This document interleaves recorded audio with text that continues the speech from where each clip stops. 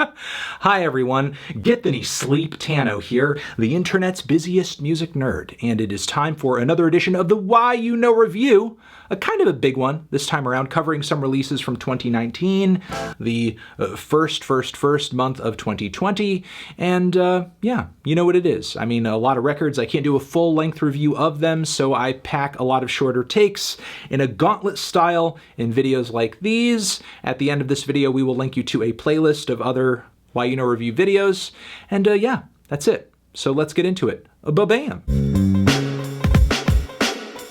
This was an emo and a pop-punk record I tried numerous times to get into last year, mostly because I think the production is pretty decent. The songwriting is actually really catchy, and it seems like the band puts a lot of energy and passion into what they do just from the recording, but I could not get into the vocals. They're just too like strained, and the grading, in my opinion, they're an acquired taste. They are an acquired taste. I'm not going to say that nobody on the planet Earth will ever like them or that they're too weird to be enjoyed by anyone, but I personally just found them to be eating away at me as I listen to the record more and more, even though there are aspects of this album that I think are very good, and respect to the band, respect to what they do, respect to their fans. It's just not totally for me, but once more I can see that they have a lot of good things going on beyond that one major thing I don't so much care for about their sound. I know it's been years since Holy Fuck has come out with a really, really good LP, but it's even more disappointing to hear the band transition into a series of very weak features and a bunch of bland combinations of reverby indie rock and neo-psych, kind of a krautrock twist on a few tracks. It's very underwhelming, very forgettable, and not how far I would want to see a very once bold band fall. This new of Montreal LP is pretty much the most obnoxious aspects of the band's sound, which you may have heard on some previous records like False Priest. If you don't happen to care for that one, I don't. I know there are some fans who do, but I'm not a huge fan of that era of their discography. It's like those vocals, that type of songwriting tossed on top of more new wave inspired instrumentation, and I just don't see the appeal. It's even more annoying to me than that era was, in my opinion. I have loved many and of Montreal album up until this point. I have nothing against the band or the project overall. This one is just not for me, so I think I'm just gonna sit it out. Sampa the Great, Australia-based rapper with Zambian roots, came out with a huge debut LP last year. And while there are some great highlights on here, she is a very talented rapper. She has a great sound, great flow, good grasp of lyricism as well. I would say what I could boil this album down to be is uncut gems. There are a lot of tracks on here that have great ideas, but they're a little flabby, and the record itself is very, very long, and not every song on here hits. The flow is really arduous. While she has come out with shorter stuff in the past, I would love to hear something from her in the future that is obviously this high budget, obviously a lot going into this one in terms of sound quality and writing ability, but more focus. Just more focus, because this is a lot to wade through. And again, because there is so little editing happening here, I feel like some of the songs here don't really have the punch that they could. So, I don't know. Trimmer? New LP from DJ Shadow is quite the undertaking, with it being a double album. I will say, though, that the first half is more of an experimental IDM type of excursion. A lot of duds in this section of the double album, and I would not recommend it to most DJ Shadow fans, unless you really want to hear the dude get mega indulgent, because a lot of the tracks really do drag on and aren't all that intriguing either. The second half has pretty much all the rap features, all the bangers, some of which are a little one-dimensional. Some of the features are kind of weak, but the second disc here I would recommend. I do think is a lot better, even if there are a few tracks here and there that are kind of questionable. This was a record I was really excited to listen to. I thought it was going to be one of the better records of the year. I was really excited based off the singles to hear this combination of art pop and neo-soul and the way the strings, the violin were working into Sudan Archives music. I thought was really cool. It's a really unique combination of sounds in the current music landscape. What I was disappointed by once I heard the entire LP is how faint a lot of the vocals and the songwriting were. A lot of the tracks weren't all that compelling because I feel like the melodies, I feel like the structures were kind of lost in the aesthetic, lost in the atmosphere, and all that a majority of this LP really had going for it was that unique combination of influences. I would love to hear more going forward, but I think the songs and more upfront vocals have to be kind of a priority. Look, obviously Infant Annihilator is kind of a band of try-hard edgelords, and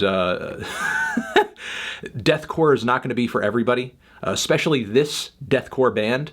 But truly and honestly, with the insane transitions and combinations of influences that they work into every single track here, and the weirdly funny and technical bits of guitar and overly programmed drums on this LP, this is one of the most fun deathcore records I have heard in a while.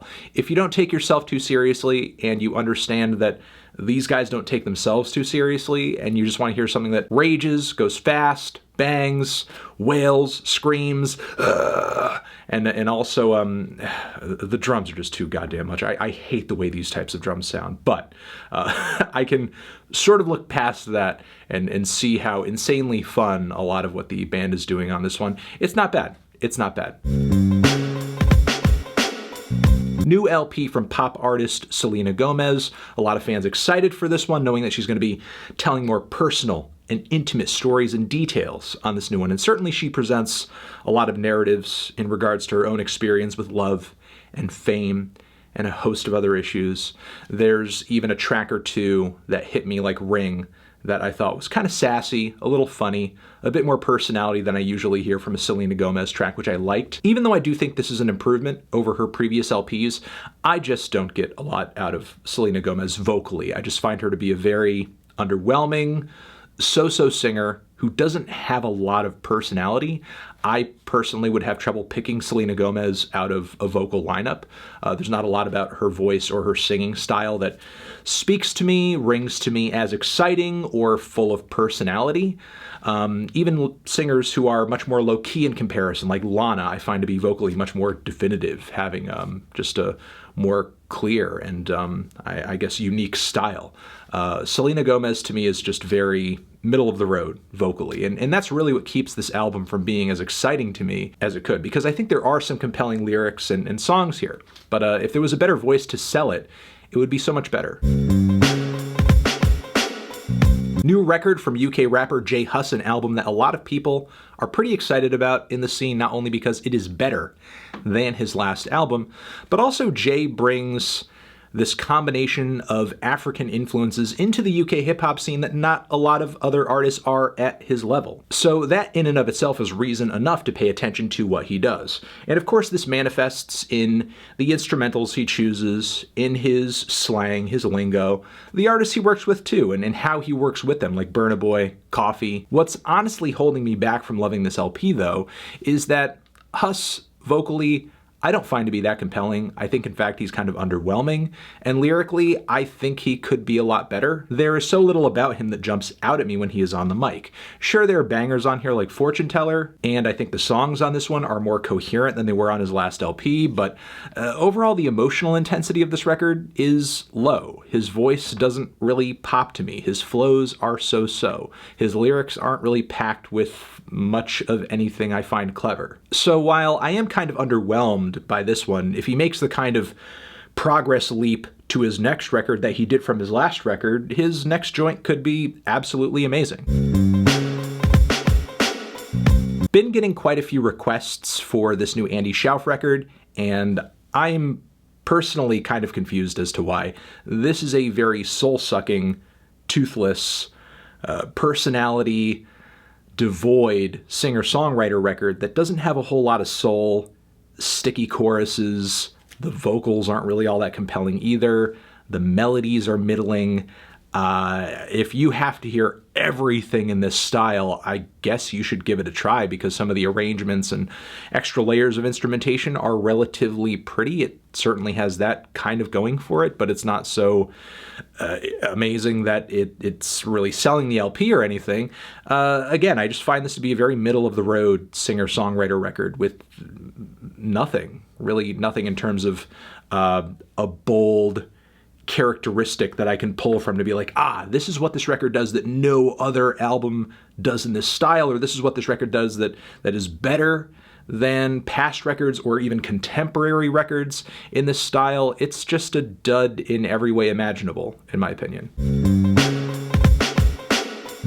New LP from Free Nationals dropped at the end of last year. They are also known as Anderson .Paak's backing band, and it's not a bad record. It's a pretty cool combination of R&B, neo-soul, psychedelic soul, funk, and some solid features across the entire record. There's not a whole lot in terms of a strong musical identity on the album, as the standouts are dominated by the direction the band goes in, the feature they have on, the appeals of each track varies from song to song to song. But overall, I would say more tracks on this thing are enjoyable than not. The production, instrumentation, and performances, grooves are enjoyable as well, and the entire thing really runs like a compilation of sorts, with how many changes stylistically and instrumentally the band is making across the LP. So is it decent? Is it likable? Yeah. Are there some tracks individually that blow me away? Sure, the Mac Miller track is great. But outside of that, there are some tracks on here that are sleepy. There are some tracks that are good but don't really reinforce other songs in the track list. The new AJJ record is slightly disappointing, actually very disappointing in my opinion. It is very short.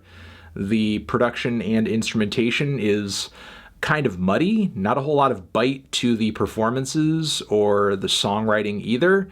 I still think the band has a way with words and approach unique song topics in a way that tends to cut the listener emotionally. I think they still have that going for them, but the exciting folk punk energy of the band's best material has pretty much evaporated on this record, and what we've gotten instead is, sure, very depressing, but a somewhat gutless and very drab singer-songwriter record with super subpar production, performances, instrumental layering. It's just very so-so. Sunday Service. Kanye West's Sunday Service.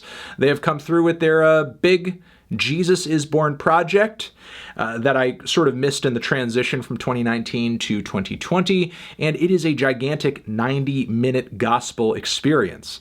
There are some great highlights on here. The grooves and vocals and energy on Back to Life are amazing. Meanwhile, the rhythms and vocals feel a bit flabby on the rendition of Kanye's Father Stretch My Hands. What really ends up holding this LP back, though, is that it is just so lengthy. While doing a performance piece with the Sunday Service Choir was a really exciting prospect, I think Kanye sort of overshot it on this one. Like, there should have been more fusions with him, more fusions with hip-hop, more fusions with other styles of music, which he does when he performs with the Sunday Service Choir. And on top of that, I think this thing should have been whittled down to the best of the best tracks, or at least bring the songs down so that they are a bit trimmer and transitioning into one another so that it feels like a really holistic medley performance. There are a host of things that could have made this better, but ultimately it overstays its welcome, and it's just not varied enough. Even though what the Sunday Service Choir does just merely on the gospel end of things is very good. new Mark Kozelek LP teaming up with Petra Haden of Decemberists fame. For whatever impact that Petra may have had on this LP, I will say that this is easily one of the most dramatic and cinematic sets of instrumentals to pop onto any recent Mark Kozelek release. That is pretty good, even though the album generally is still dictated by Mark's very avant spoken word narrative style of songwriting, if you could even call what he's doing songwriting, because he is so beyond the traditional structure of song at this point. There are certainly highlights on this one, and I think any Mark Kozelek fan at any stage of what he's done owes it to themselves to try this LP out for how unique it is in his discography. But what ended up holding me back is how he revisited some of the narratives, characters, and stories from previous albums on this one in a way that felt a little uninspired. I also thought the way that he revisited the whole war on drugs thing was kind of petty, and didn't personally get a whole lot out of his odd obsession with the movie Full Metal Jacket, as good as it is, and as in detail as he goes on this topic, which of course is always a selling point with Mark's music. Again, I will say merely on the instrumental side alone, and the combination of stories that he tells here, it is worth trying out, and it is certainly intriguing. Legendary indie punk garage outfit Black Lips are back with a country album. One I was excited for, given that some of the teasers were actually very good.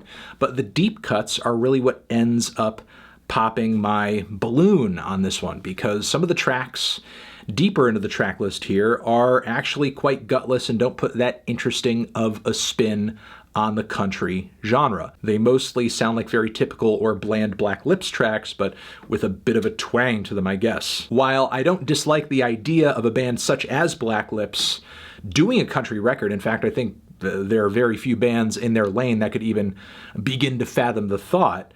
I don't know, I think the band could have gone a little bit more all out on this one. I think that's really what would have put this one over the edge, but they kind of held back, I think.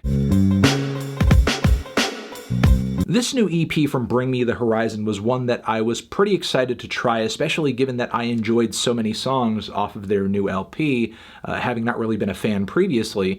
And I like that, I guess they're experimenting a bit. It's not a rock record, it's not a pop record, it's a weird combination of hip-hop, electronic music. A lot of the tracks are very long, spanning past 10 minutes. They're kind of excursions in their own way.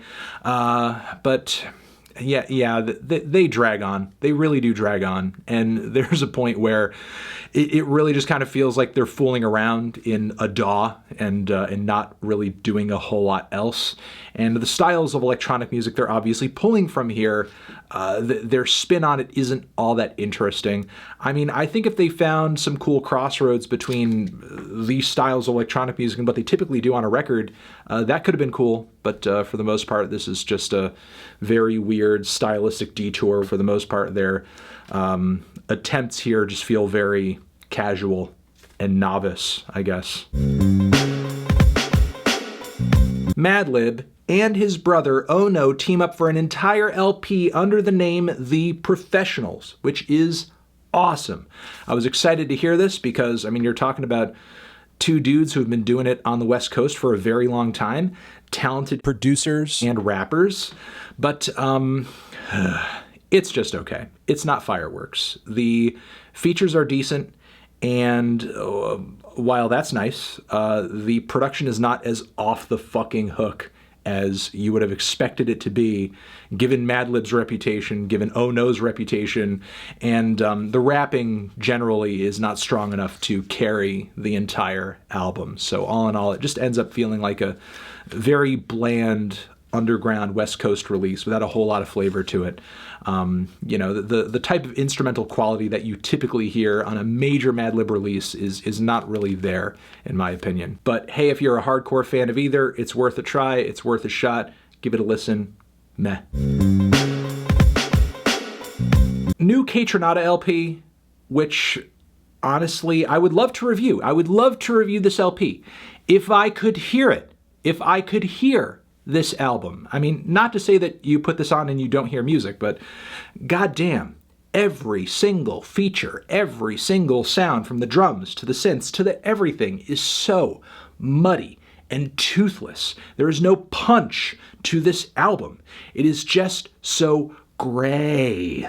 None of the sounds are bold. None of the sounds are vivid. Why is everything so damn quiet? Why is every featured vocal here faint and buried and barely there? I just don't get it. I mean, there were some vibrant, fun, groovy songs on the last Kaytranada LP.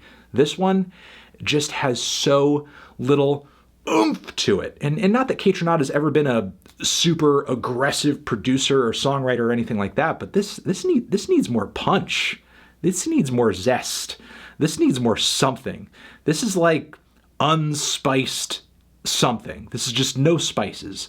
No spices, we need spice. We need seasonings. Zishan, have you given any of these albums a listen? Did you love them? Did you hate them? What would you rate them? You're the best, you're the best. What should I review next?